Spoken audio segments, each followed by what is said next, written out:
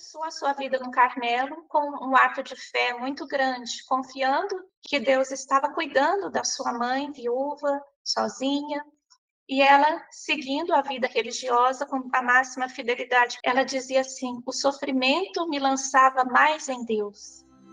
Com fortaleza abraçou sua cruz, pela justiça para os irmãos foi luz.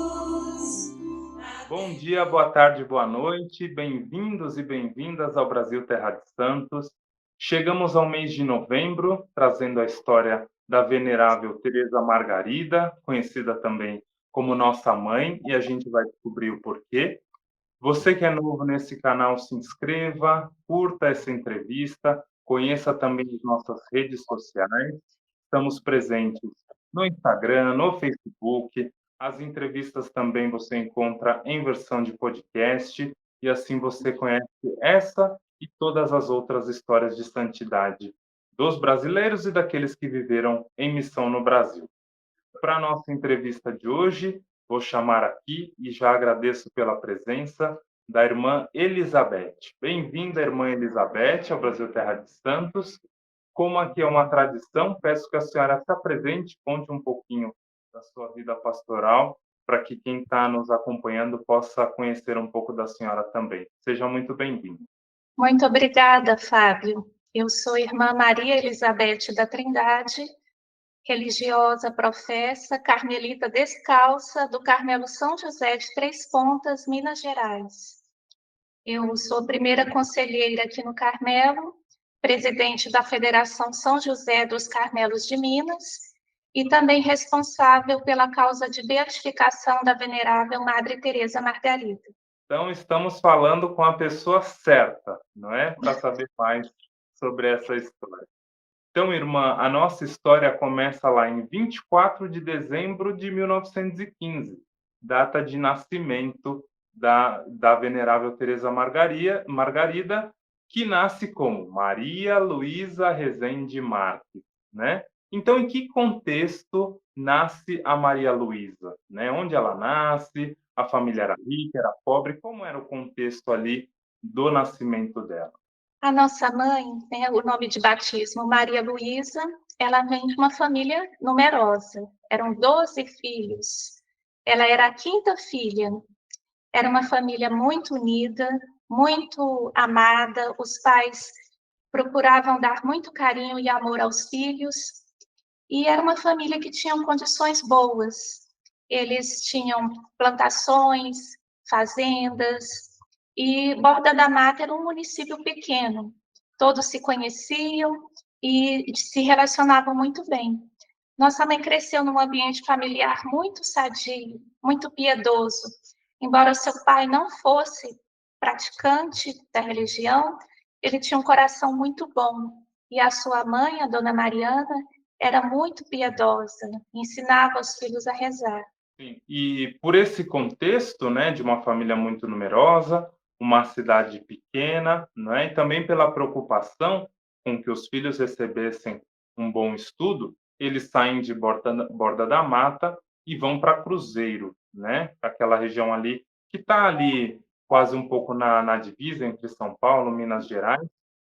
E nessa cidade, na cidade de Cruzeiro, o, ele, a Maria Luísa começa a ter um contato, digamos assim, um despertar vocacional, né?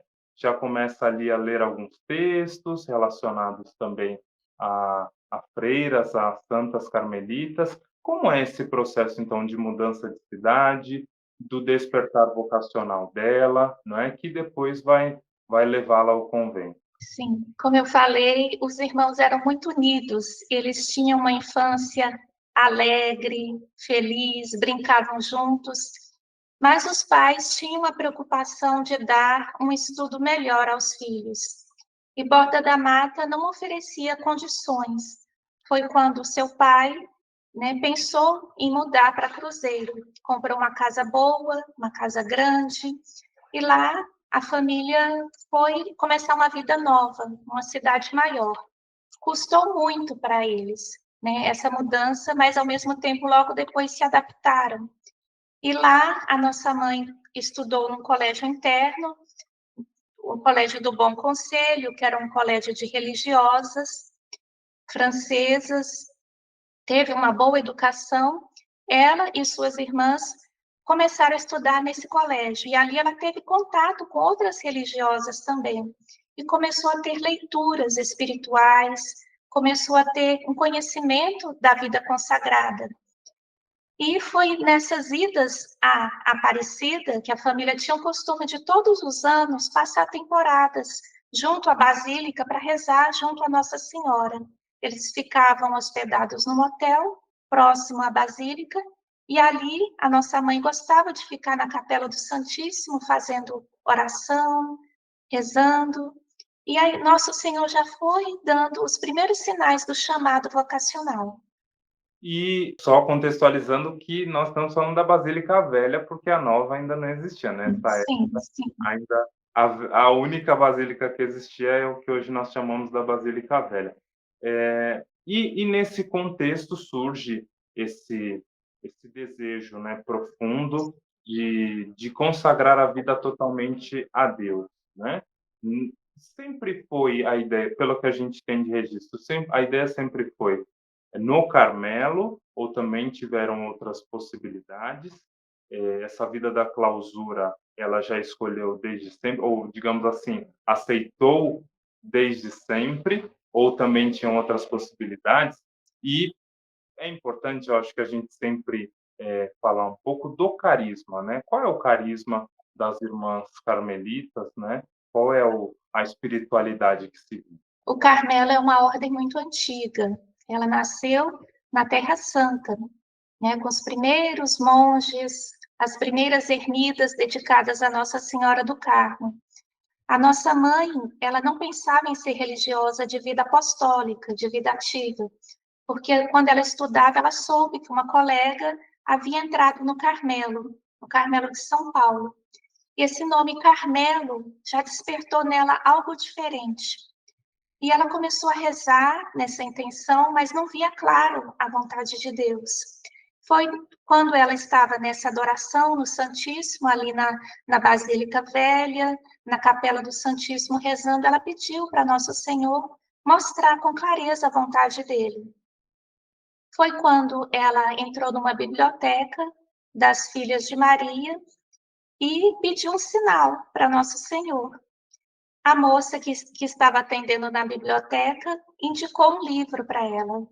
Ela não sabia, não conhecia, e a moça falou: Esse livro é muito bom. Quando ela pegou o livro, eram as Memórias de Elizabeth da Trindade, que é uma santa francesa, uma carmelita, e ali a nossa mãe começou a ter uma amizade espiritual com essa santa, que na época ainda não tinha sido canonizada, mas tinha essa fama de espiritualidade e esse carisma próprio do Carmelo, que o Carmelo é uma ordem contemplativa. Nós não temos um apostolado externo, nós vivemos em clausura, somos enclausuradas. Nossa mãe, tendo esse contato com essa espiritualidade, ela se identificou muito e sentiu no seu coração que ali era o lugar que Nosso Senhor queria que ela realizasse a sua vocação, que era a vontade de Deus. E aí, a partir desse momento, aconteceram muitas coisas, até a nossa mãe realizar esse desejo grande de consagração a Deus na vida do Carmelo. Uma dessas coisas que aconteceu foi primeiro uma resistência do pai, como a senhora falou. Ele não era uma pessoa de vida religiosa, de uma religiosidade, e ele resiste a essa ideia, né? E pouco tempo depois que ela ingressa como postulante, ele falece, né? Aliás, esse é um paralelo que a gente pode fazer também entre a vida de Santa Elizabeth da Trindade e da Venerável Teresa Margarida, porque também a Santa Elizabeth perde o pai ali logo no início no começo da vida ali, né? O que a gente pode extrair desse momento, que foi um momento também difícil para ela, né? Porque, claro, o pai Sim. vai contar muito na vida dela. A nossa mãe, Maria Luísa, antes, ela era muito ativa na igreja, ela fazia um apostolado muito bonito na Ação Católica, que era um movimento da época. Ela ajudava os pobres, ela ajudava os presos, ela ajudava na paróquia, o pároco, ela era solicitada para muitas atividades, ela era muito dinâmica. Então, as pessoas até se assustaram quando ela falou que queria ser carmelita, porque ela ia viver uma vida de solidão, de silêncio. Mas nosso Senhor chamava para essa vida. Quando ela expressou esse desejo para a mãe acolheu, mas ela teve medo de falar com o pai, porque o pai temia pela saúde dela, que era muito frágil. E a Ordem do Carmelo, na época, era uma ordem muito austera, pela penitência, pelo rigorismo, e o pai temia que ela adoecesse. Então, no primeiro momento, o pai resistiu, ele não deu a licença, ele não consentiu. Mas ela foi rezando, rezando, e depois, através de vários sinais, nosso Senhor foi confirmando mesmo que era a vontade de Deus. E, por fim, ele deu a bênção e falou que ela podia ingressar. Foi quando ela comentou com um padre que a acompanhava, era um sacerdote jesuíta, e esse padre estava pregando retiro no Carmelo de Mogi das Cruzes, quando ele recebeu a carta de Maria Luísa, falando do seu desejo de entrar no Carmelo, mas ela não sabia qual Carmelo. Então, pela providência divina, esse padre indicou o Carmelo de Mogi das Cruzes, no estado de São Paulo. E foi ali que a nossa mãe ingressou no Carmelo. E para a gente entender, irmã, porque hoje, principalmente no mundo de hoje, né, aquilo que traz satisfação, aquela satisfação superficial, efêmera, muitas vezes é aquilo que é valorizado, né? Então, olhar para a realidade da clausura, do Carmelo, do silêncio, da penitência, da oração, é uma coisa que talvez esteja cada vez mais distante do que a gente vê no mundo, né? Então, o que a senhora poderia dizer do sentido, né? Por que vale realmente a pena essa escolha? Porque é algo que talvez no mundo de hoje não seja uma coisa tão óbvia, né? A vida do Carmelo é encantadora. Como diz Santa Elizabeth, é um céu antecipado, porque aqui nós encontramos Deus. Então, às vezes, para as pessoas, pode parecer algo, uma perda de tempo, mas não é. O Carmelo, a nossa vida é uma vida de oração, é uma vida de oferecimento para a humanidade. Nós colocamos as intenções do mundo inteiro. Rezamos não só pelos sacerdotes, rezamos pelas pessoas que vêm pedir as nossas orações, rezamos pela paz no mundo. Nós oferecemos a nossa vida, mas nós não somos tristes. Nós somos muito felizes de consagrar e oferecer a vida a Deus. Temos uma vida normal, de trabalho, muito trabalho, momentos de oração, momentos de leitura, momentos de estudo.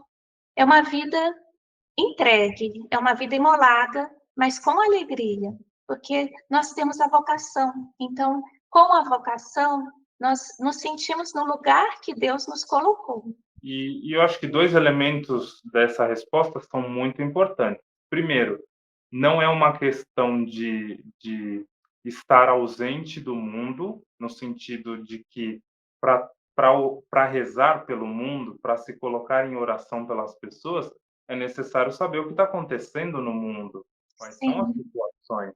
Estar presente nesse sentido de conhecer as realidades, e são tantas realidades desafiadoras, né? E a segunda é a alegria. Eu sempre destaco esse ponto das carmelitas, né? Já fizemos entrevistas sobre outras, mas na primeira expressão que a senhora teve aqui nessa entrevista foi realmente sorrindo, né? E isso é muito bonito ver, não é? Dessa vida entregue, dessa vida de sacrifício, a felicidade, a alegria, aquela que justamente não é efêmera, não é aquela que vem de Deus, não é? Isso é muito bonito destacar. sim. A vida do Carmelo é muito bonita, né?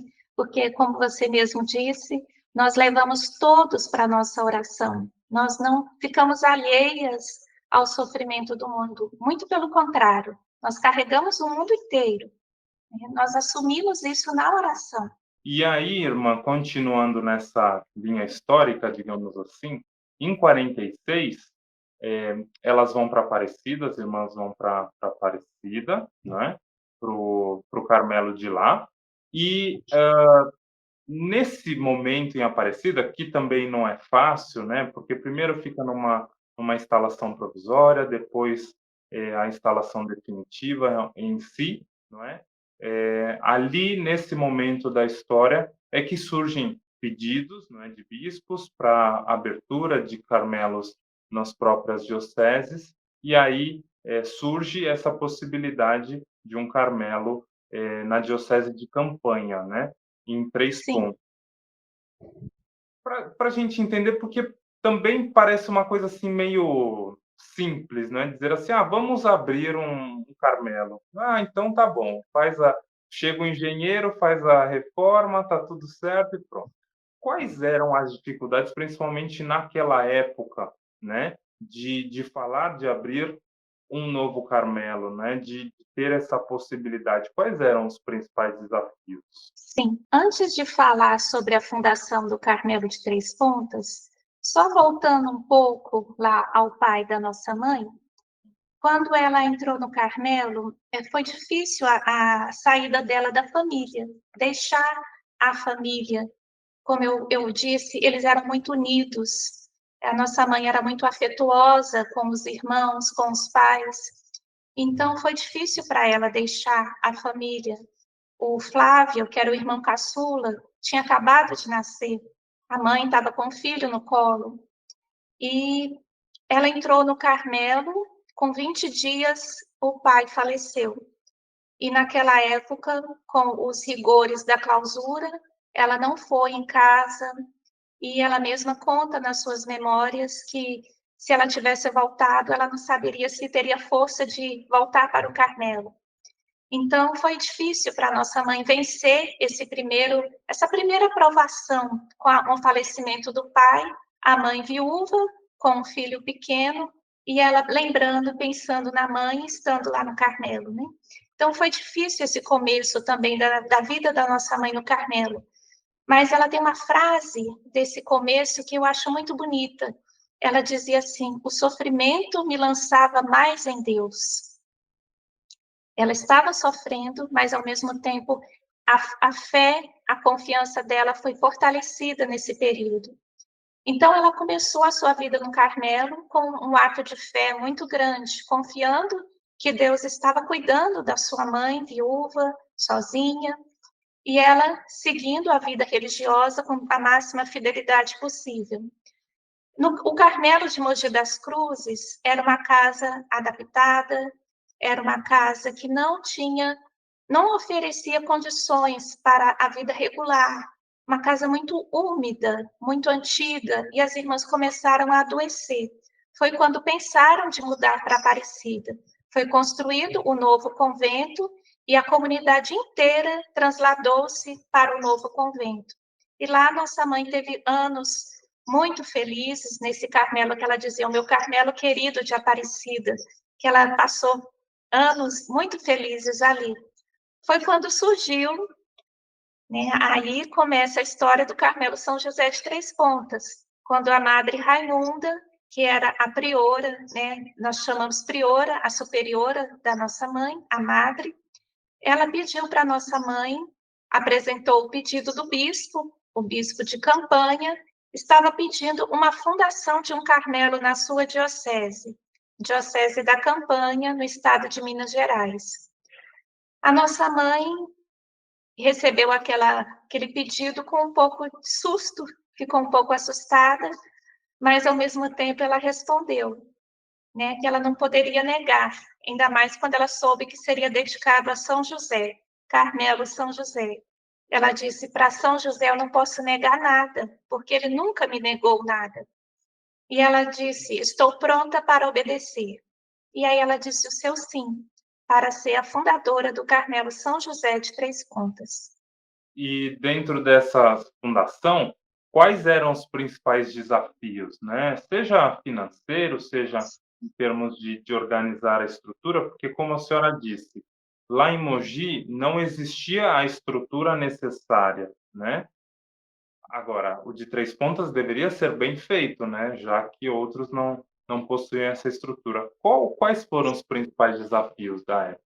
A nossa mãe enfrentou muitas dificuldades para fundar o Carmelo de Três Pontas.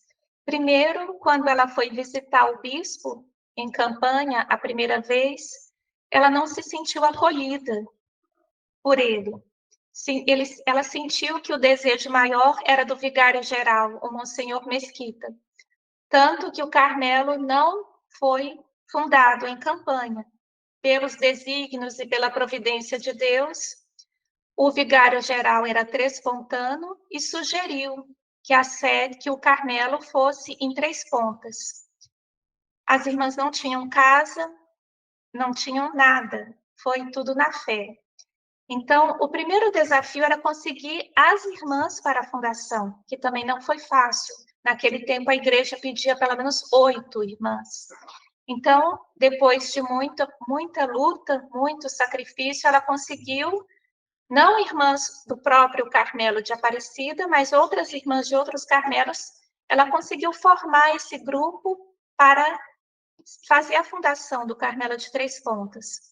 E depois o outro desafio, muito grande, era a construção do Carmelo.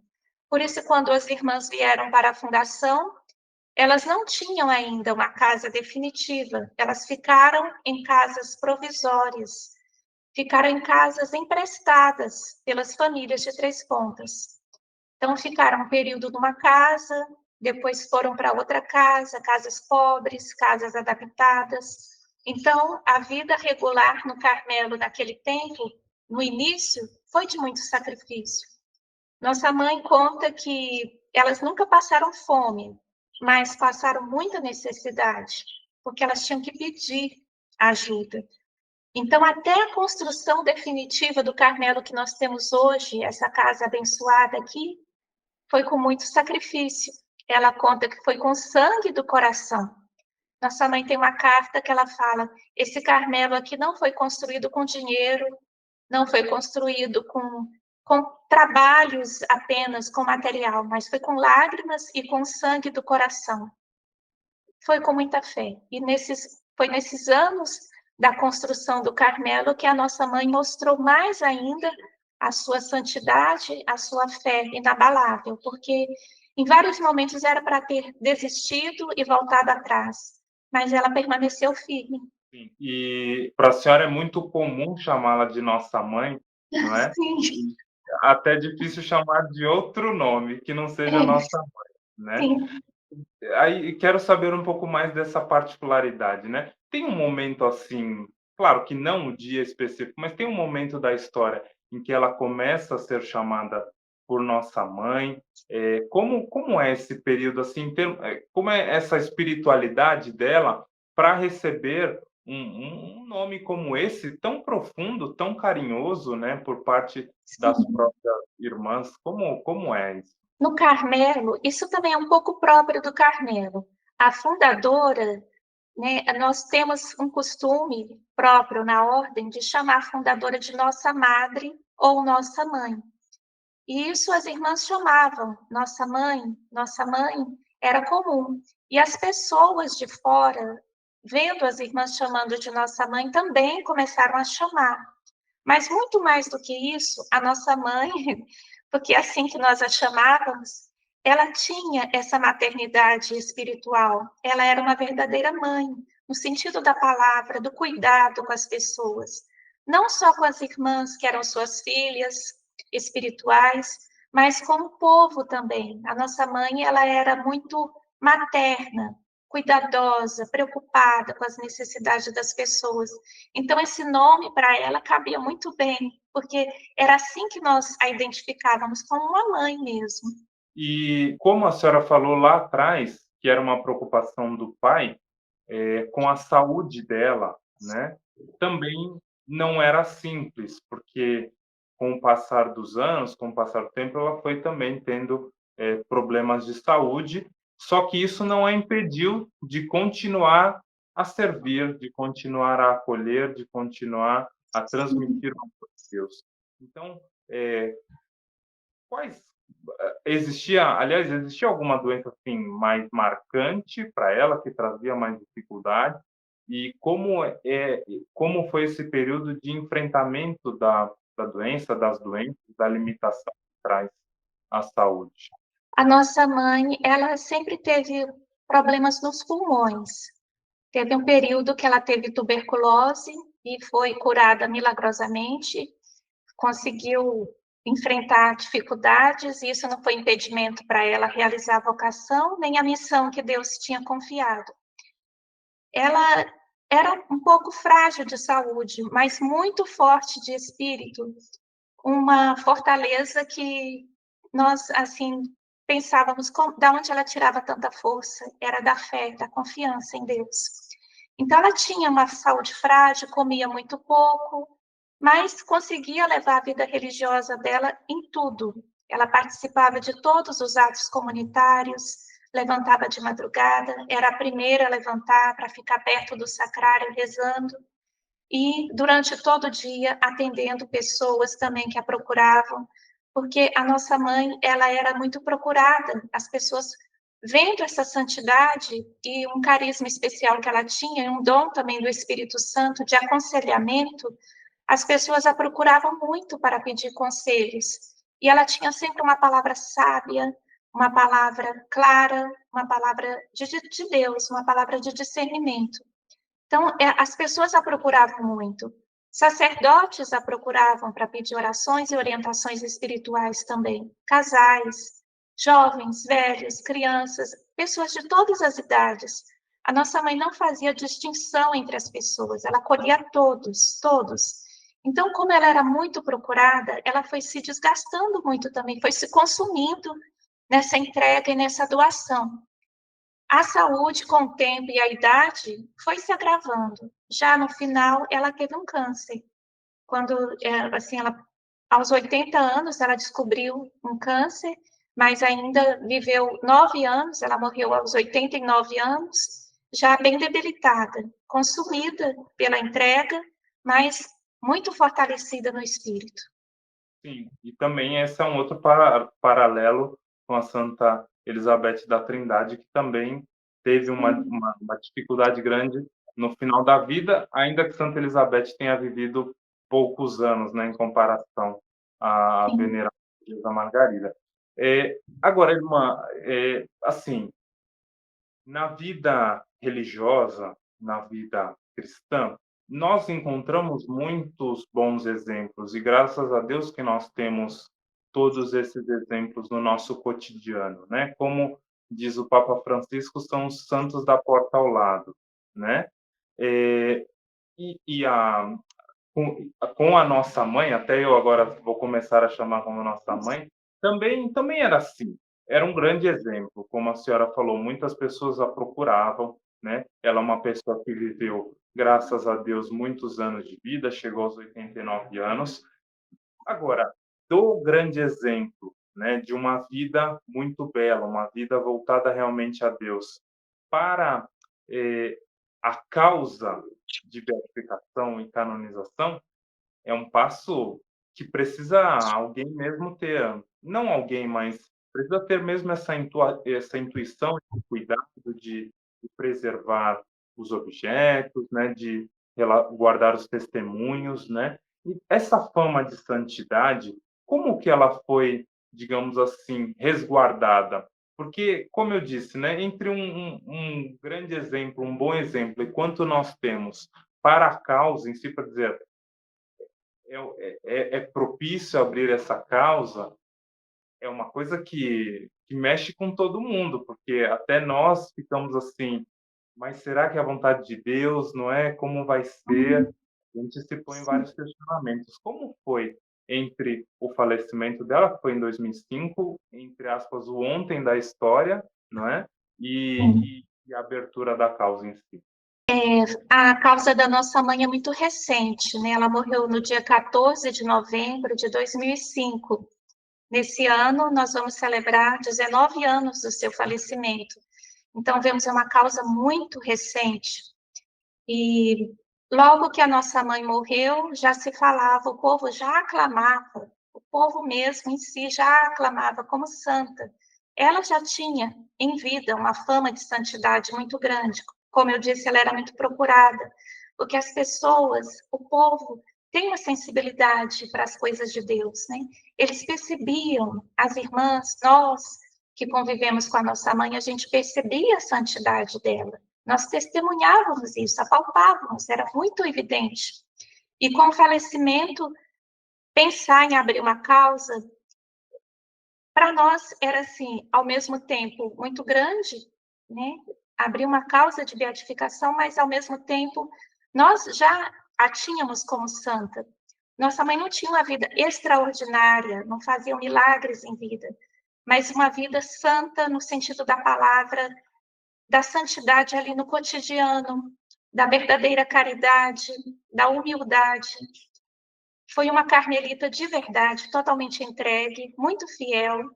Então, esses exemplos de virtudes, tudo isso já nos fazia pensar na abertura de uma causa de beatificação como uma pessoa, um exemplo a ser imitado, uma doutrina, uma espiritualidade a ser seguida, um ensinamento firme, confiável. Então, a palavra da nossa mãe, os ensinamentos, os exemplos, para nós, eram palavras de Deus, inspiradas por Deus. Então, a abertura da causa de beatificação, para nós, até nos surpreendeu, porque foi muito rápido, né? O ano passado, o Papa já declarou a nossa Mãe Venerável, em tão pouco tempo. E a venerabilidade é o reconhecimento da igreja, é a palavra da igreja, porque a nossa mãe foi declarada venerável, quer dizer, a igreja reconheceu as virtudes que a nossa mãe praticou em grau heróico. A fé, a esperança, a caridade, as virtudes cardeais, as virtudes morais e os conselhos evangélicos de castidade, pobreza e obediência. Então, a igreja atestou que a nossa mãe viveu em grau heróico essas virtudes. Então, para nós, esse passo do processo é muito importante. Agora, a igreja pede um milagre para a beatificação, mas a santidade já foi comprovada, porque a vida da nossa mãe já foi estudada, todo esse material que foi recolhido e estudado já foi comprovado. Então, a santidade dela já é um modelo para todos. E aí uma pergunta mais pessoal, né? Porque claro que nós temos exemplos dos santos e, por exemplo, as ordens, as congregações religiosas, normalmente, né, principalmente as maiores, são fundadas por santos, né? Mas nesse caso, além de toda essa referência dos santos, essa referência histórica, e a senhora leva também o nome de uma santa, não é? A nossa mãe viveu, como eu disse, no ontem da história. Então, é como se a voz dela ainda ecoasse entre os corredores do Carmelo, né? Como é essa responsabilidade de levar esse amor de Deus em frente, de levar essa vida de sacrifícios que ela também levou em frente, não é? Porque, assim como ela pegou esse fio de linha de Santa Elizabeth, não é, que faleceu quase ali quando ela nasceu. Agora também cada uma das filhas precisam puxar, continuar puxando esse fio de linha. Como é, né? Essa Sim, viver nesse sentido. é verdade. A responsabilidade é muito grande, porque a presença dela está muito viva aqui entre nós. Nós convivemos com a nossa mãe. Eu tive a graça de conviver com ela. Ela foi a minha mestra no noviciado. Ela me acompanhou até a profissão solene. Então, nós tivemos a graça de conviver com uma santa. E a palavra, a presença dela continua muito viva. Os ensinamentos muito vivos na memória e no dia a dia nosso aqui do Carmelo. Então, para nós, fica o peso da responsabilidade de levar à frente esse legado espiritual tão grande, tão profundo, e ao mesmo tempo de cultivar essas virtudes que ela nos ensinou, esses bons exemplos que ela deixou. Então, para nós, é gratidão, né? Temos que agradecer e, ao mesmo tempo, levar em frente essa espiritualidade da nossa mãe, que é tão bonita, esse amor ao Carmelo, essa abertura ao outro, esse traço da espiritualidade dela, que é a acolhida, a alegria e o cuidado com as pessoas.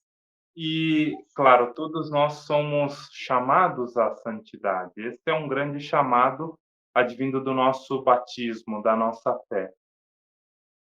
A exemplo da santidade, do testemunho da venerável Teresa Margarida, da nossa mãe, como cada um de nós pode alcançar a santidade ou continuar nesse caminho de santidade?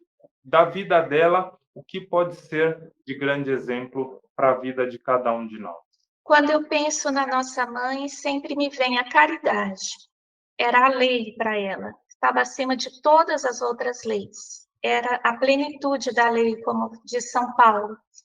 Então, em qualquer estado de vida, nós podemos viver esse amor fraterno, que é o mandamento também que Jesus nos deixou. E a nossa mãe colocava a caridade acima de tudo. Eu penso que foi isso que a santificou. Era colocar o amor, sempre a caridade, o amor fraterno, a caridade. Eu acho que o legado maior que a nossa mãe nos deixou foi esse, a caridade. E para que a gente possa também contribuir com essa causa, né, eu peço que a senhora possa conduzir a oração pela beatificação, não é? Porque, como a senhora falou, já estamos na venerabilidade, então a igreja já Sim. reconheceu, graças a Deus, as virtudes.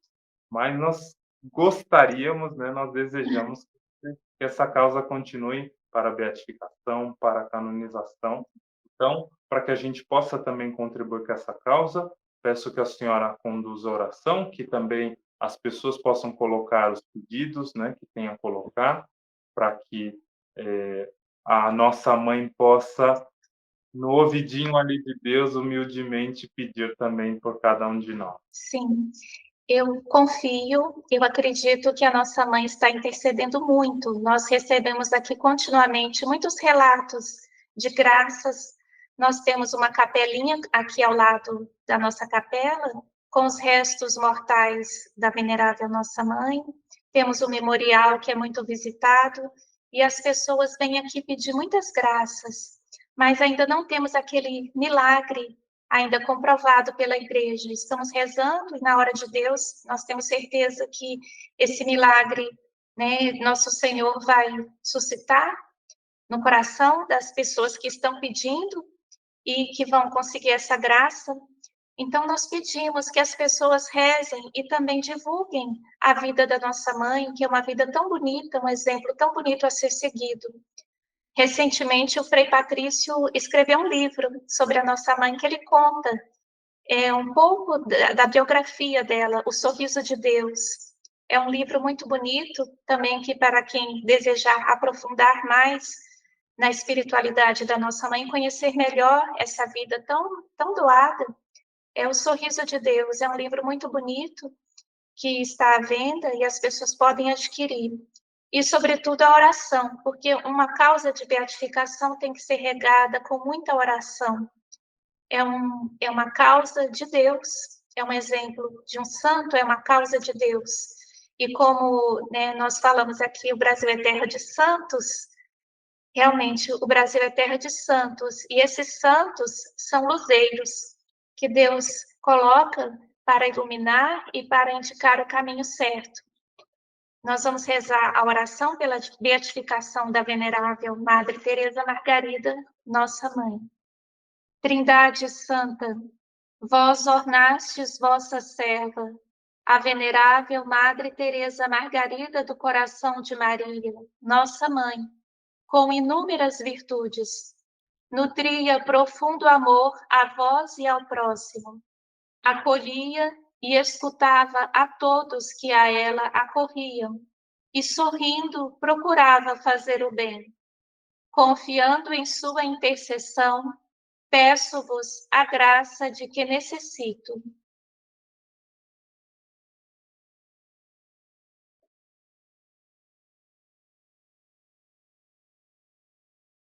E se for para a vossa glória e o bem da Igreja, suplico-vos que ela seja elevada à honra dos altares. Por Cristo nosso Senhor. Amém. Glória ao Pai, ao Filho e ao Espírito Santo, como era no princípio, agora e sempre. Amém.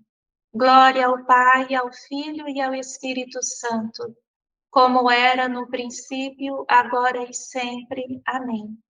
Glória ao Pai, ao Filho e ao Espírito Santo, como era no princípio, agora e sempre. Amém. Venerável Madre Teresa Margarida, rogai por nós. Irmã Elizabeth, muito obrigado por essa entrevista, pela disponibilidade e pelo teu sorriso, não é, que não cessou em nenhum momento dessa entrevista. Obrigado por dar essa oportunidade da gente conhecer melhor a história da nossa mãe e que essa causa cresça, que essa fama de santidade permaneça e alcance todo o Brasil, alcance o mundo inteiro, para que ela possa ser beatificada, ser canonizada, porque é isso, não adianta ter um santo que não é conhecido, então precisa também, a história precisa ser divulgada, conhecida, através do livro que a senhora indicou. Espero que essa entrevista contribua. Muito obrigado pela tua disponibilidade. Eu que agradeço. Que Deus abençoe essa iniciativa tão bonita de tornar os santos mais conhecidos e amados, venerados e invocados. Deus lhe pague e conte com as nossas orações aqui da nossa comunidade. Deus abençoe. Amém. E obrigado a todos vocês que acompanharam. Até a próxima entrevista. Tchau, tchau. Teresa Margarida.